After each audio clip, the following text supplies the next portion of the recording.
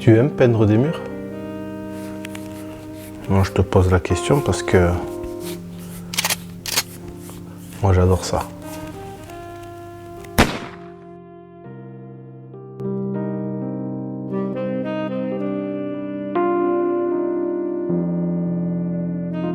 Hola, c'est Mister Audi. J'espère que tu vas bien, que vous allez bien.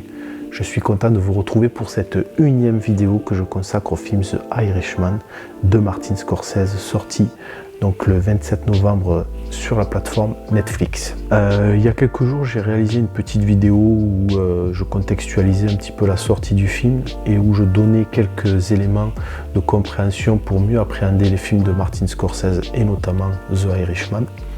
J'affirmais également que c'était la troisième collaboration entre Robert De Niro et Al Pacino, ce qui est en réalité faux, donc je tenais à m'excuser, et en fait c'est la quatrième puisque Francis Ford Coppola les a déjà réunis tous les deux pour le film le Parrain 2, donc l'immense Parrain 2. Voilà, donc ça il fallait le dire, je l'ai fait. On switch, on passe à la suite, donc on parle du film The Irishman, mais avant, peut-être vous relater un peu l'histoire. Donc on suit le récit à travers les yeux de Frank Sheeran.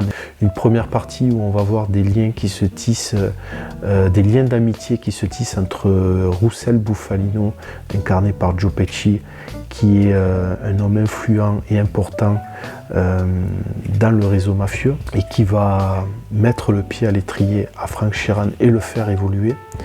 Donc des liens d'amitié très forts. On verra le degré d'amitié qui vont se tisser. Dans une deuxième partie, on verra l'apparition de Jimmy Hoffa. Donc Jimmy Hoffa qui est incarné par Al Pacino et qui est à la tête d'un des plus gros syndicats des camionneurs des États-Unis, les Teamsters. Donc juste pour la parenthèse, ce qu'il faut comprendre, c'est que les Teamsters étaient à l'époque un syndicat qui permettait au réseau mafieux de blanchir l'argent, qui était ensuite réinjecté dans les casinos à Las Vegas. Donc Jimmy Hoffa a servi de couverture, il était au devant de la scène. Je ferme la parenthèse.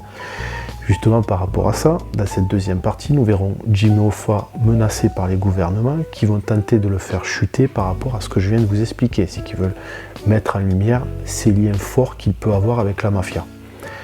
Russell Bufalino va ordonner à Frank Sheeran, qui est un exécutant, d'aller l'aider dans ses démarches, d'aller l'aider à se défendre par rapport aux attaques qu'il pourrait recevoir du gouvernement. Donc là aussi, cette deuxième partie va servir à montrer le degré d'amitié qui va se tisser entre Jimmy Hoffa et Frank Sheeran. La troisième partie servira du coup à montrer les divergences qui vont se créer entre les réseaux mafieux et Jimmy Hoffa, d'accord, jusqu'à l'amener à sa chute, à sa perte. Donc Frank Sheeran recevra un ordre, il devra l'exécuter, puisque c'est un exécutant.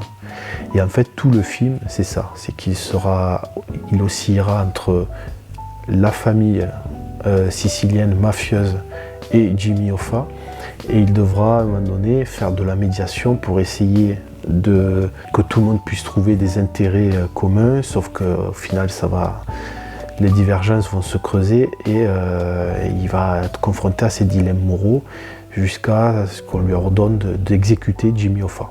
Voilà un peu le film, l'histoire. J'en ai déjà pas mal dit. Alors en ce qui concerne le film, j'ai beaucoup aimé, je me suis régalé à le voir. J'ai tout simplement aimé revoir les gimmicks scorsésiens, surtout quand il aborde la mafia. Par contre, j'ai trouvé qu'il était très difficile d'accès, c'est-à-dire que c'est pas un film qui va vers toi, tout simplement parce que le film est long, 3h30. Il inclut énormément de personnages principaux, les personnages secondaires, etc. Et qu'il y a énormément de strates, c'est-à-dire que c'est pas un film qui parle d'une famille mafieuse qui exerce des actes sur un environnement. Ça va au-delà de ça, ça intègre d'autres strates, donc notamment politiques. Et on verra à quel point ces familles-là, mafieuses, influent sur les stratégies géopolitiques que les gouvernements essaient de mettre en place. Donc vous voyez, ça se joue à une échelle élevée. Donc plusieurs strates, un environnement global, donc des personnages à foison qui apparaissent à des contextes un peu différents. Et c'est vrai que à des moments, il faut rattacher les wagonnets. Pour ça, moi, je l'ai vu 2 fois et je suis même allé faire des recherches sur Internet parce que voilà, je ne comprenais pas tout. Il fallait faire des liens, c'était pas évident. C'est un film qui s'inscrit du coup dans la continuité de Main Street, Les Affranchis et Casino, où chaque film parle de sa strate, c'est-à-dire que Main Street abordait Little Italy, le quartier de Little Italy, des petites frappes comme ça qui essaient d'en imposer. Les Affranchis où il y a un peu plus de structure et de hiérarchie avec des caïds, des exécutants, voilà. Et dans Casino, carrément, là on parle de Las Vegas, les casinos. Là aussi on parle des syndicats des camionneurs et j'avais pas bien compris à l'époque dans Casino et là c'est un peu plus clair du coup avec The Irishman puisque là on est dans la strate au-dessus. Après je me suis posé la question de pourquoi le film de Martin Scorsese a été difficilement suivi par les sociétés de production hollywoodiennes. Voilà, j'ai quelques petites idées du coup, quelques petites interprétations, alors elles valent ce qu'elles valent, mais en tout cas, bon, voilà. Déjà, il y a très peu de femmes à l'écran, c'est-à-dire que c'est un casting purement masculin. Le rôle de la femme à l'intérieur, bon, mais il est minime, hein. Voilà, donc je me dis, un film purement masculin, c'est pas dans l'air du temps. C'est pas dans ce qu'on attend dans l'après affaire Weinstein, si vous voulez. Donc Scorsese, il a pas trop joué le jeu. Contrairement aux franchises comme Marvel ou Star Wars, ou là récemment avec Terminator. Voilà, on est dans quelque chose qui est voilà. Alors, ce que je me suis dit, est-ce qu'on n'a pas voulu lui envoyer une petite crotte de nez enfin, je sais pas, ou peut-être l'affaire Weinstein n'était pas sortie à l'époque où il a essayé de démarcher, je sais pas. Bon bref, je fais ce lien-là, voilà.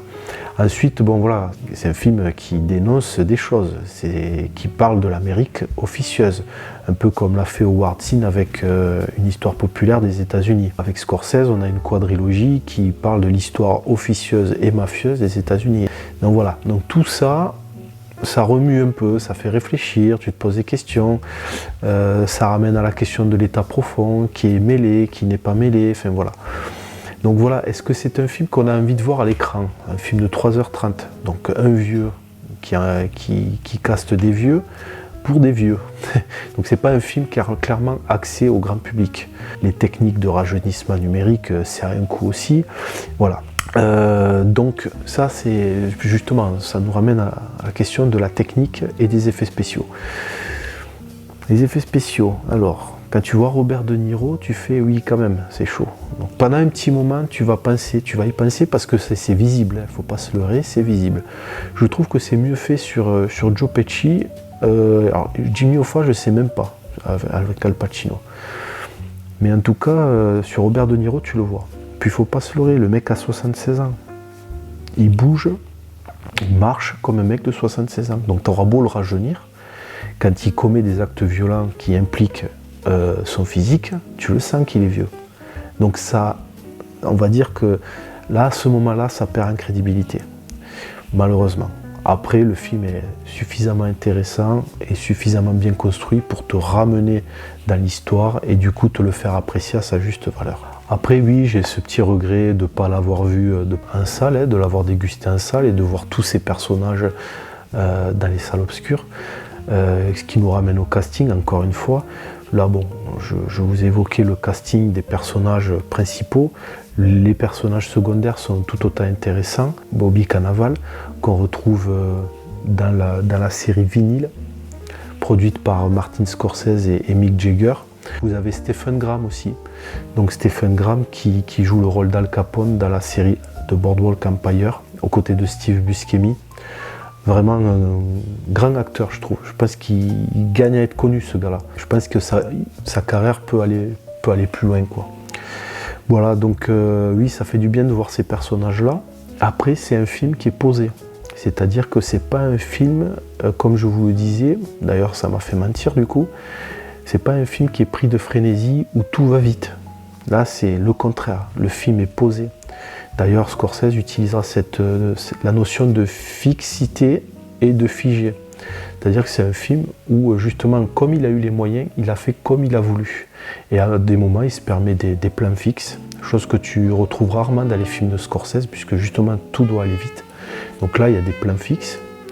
Et ouais, il prend son temps. Donc voilà. Mais toujours pareil, il prend son temps, mais on retrouve quand même un peu de vitesse à l'intérieur, notamment autour de la voix off. C'est-à-dire qu'il y a une voix off qui narre les situations. Tu es obligé de faire concorder l'image et la voix off. Donc à des moments, oui, il y a cette notion de vitesse qui peut apparaître. Donc les thématiques. Alors, c'est là peut-être que j'avais fait le lien avec Sergio Leone et Il était une fois en Amérique.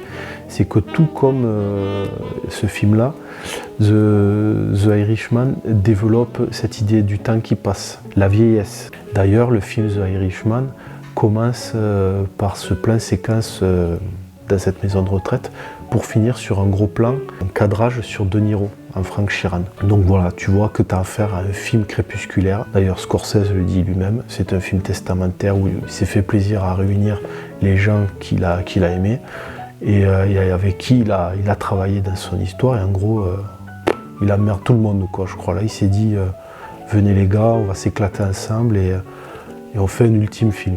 Et d'ailleurs, ça se ressent parce que les jeux d'acteurs sont excellents. Al Pacino, je le trouve super bon. Les dilemmes moraux, alors là aussi. Alors, les dilemmes moraux me renvoient au personnage du coup de Frank Sheeran. Et je me dis qu'au final, Frank Sheeran n'est pas le personnage le plus intéressant. Pour moi, je trouve que c'est même le moins charismatique. Enfin, il est bon à l'écran. Robert De Niro est très bon. Frank Sheeran, en soi, c'est un exécutant. Il n'a rien d'exceptionnel. Il fait ce qu'on lui dit. Et d'ailleurs, c'est le personnage principal qui se fait voler la vedette dans la deuxième partie du film quand Jimmy Hoffa apparaît. Et c'est voulu. Martin Scorsese a voulu faire ça. Là, pour revenir à Al Pacino, Jimmy Hoffa, il l'a fait pour les raisons suivantes qui sont que Jimmy Hoffa, dans le récit, dans l'histoire, pense qu'il peut lui contrôler, tout gérer, s'en foutre de qui tire les ficelles, et qui va faire à sa manière. Donc il devient le personnage principal dans le récit. Sauf que le troisième acte lui rappelle que non. Non Coco, c'est pas toi qui tires les ficelles. Donc il a voulu volontairement le mettre en personnage principal dans la deuxième partie pour lui rappeler dans la troisième qu'il a tout faux, quoi. Donc j'ai trouvé cette démarche assez subtile de Scorsese d'avoir voulu faire ça. Ce qu'il en est des gimmicks de Scorsese. Le mec, il va te parler de la mafia comme il a l'habitude de le faire. Il va te décortiquer les mécanismes, le fonctionnement, comment on exécute quelqu'un, par qui on doit passer, les non-dits pour arriver à l'acte. Enfin, c'est fabuleux.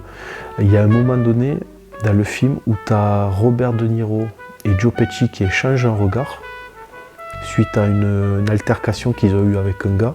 Tu comprends, rien que par le regard, que ce mec va se faire buter, le gars qui les a cherchés. Et là, t'en arrives à l'acte. Mais voilà, tu vas retrouver tout ça, tu vas retrouver les plans séquences que tu retrouves dans Les Affranchis, dans Casino.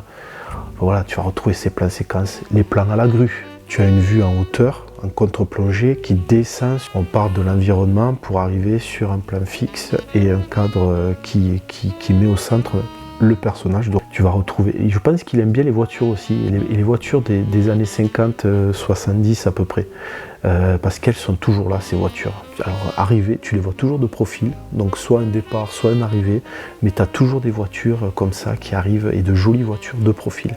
La structure des dialogues, ça tu vas retrouver la structure des dialogues que tu as dans Casino ou Les Affranchis. Je vous donne un exemple, Nicky Santoro, incarné par Joe Pesci dans le film Casino. Il y a un dialogue, donc ça c'est dans la voix off, où on entend, où on décrit un peu le personnage.